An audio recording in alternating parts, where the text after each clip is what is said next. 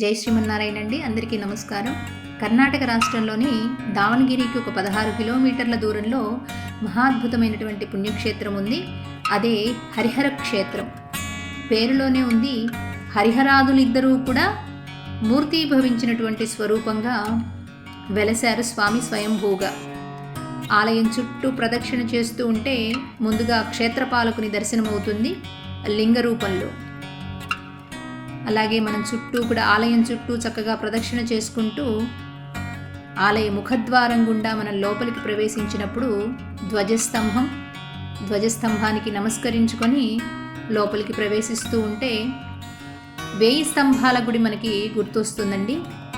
ఆ సువిశాలమైనటువంటి ఆలయ ప్రాంగణం, స్తంభాలు కూడా తీర్చిదిద్దబడినట్లుగా శిల్పకళా నైపుణ్యం కానీ మహాద్భుతంగా అనిపిస్తూ ఉంటుంది. ఇక్కడి స్థల పురాణం ఏం చెప్తోంది అంటే, పూర్వం గుహాసురుడు అనేటటువంటి రాక్షసుడు బ్రహ్మగారి దగ్గర వరాన్ని పొంది ఎవ్వరితో కూడా మరణం ఉండకూడదు అని కోరుకున్నారట. ఆయన తథాస్తు అన్నారు. అలాగే ఎవరి ద్వారా కూడా మరణం పొందనటువంటి అతడు మనుషులని అటు దేవతలని కూడా ఇబ్బంది పెడుతూ ఉంటే, అప్పుడు శివకేశవులిద్దరూ కూడా ఒకే స్వరూపంగా మూర్తీభవించినటువంటి స్వరూపంగా స్వామి ఏతించారు. అయితే ఇక్కడ విశేషం ఏమిటి అంటే, ఆ అసురుణ్ణి సంహరించకుండా అతని యొక్క మానసిక ప్రవృత్తిని సంస్కరించారట. అందుకు కృతజ్ఞతగాను ఆ అసురుడు స్వామి నన్ను ఎట్లా అయితే అనుగ్రహించారో అలాగే భక్తులందరినీ కూడా అనుగ్రహించవలసింది అని ప్రార్థించారట. ఒకవైపు శివస్వరూపంగా, మరొక వైపు విష్ణు భగవానుడిలాగా. ఒకవైపు త్రిశూలాన్ని దాల్చి ఉంటారు స్వామి, మరొక వైపు చక్రాయుధాన్ని ధరించి ఉంటారు.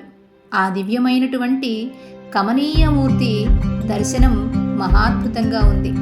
ముఖవర్చస్సు అయోధ్య రామచంద్రుణ్ణి గుర్తు తెస్తుందన్నమాట. ఎటువైపు చూసినా కూడా అద్భుతమైనటువంటి ఆలయం, ప్రాచీనమైనటువంటి ఆలయ ప్రాంగణం. స్వామి యొక్క వామభాగంలో అమ్మవారు వేంచేసి ఉంటారు.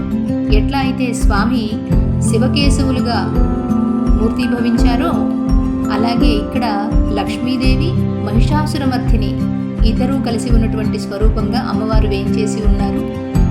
ఎటు చూసినా కూడా చక్కటి వాతావరణం, ప్రశాంతమైనటువంటి ఆలయ ప్రాంగణం.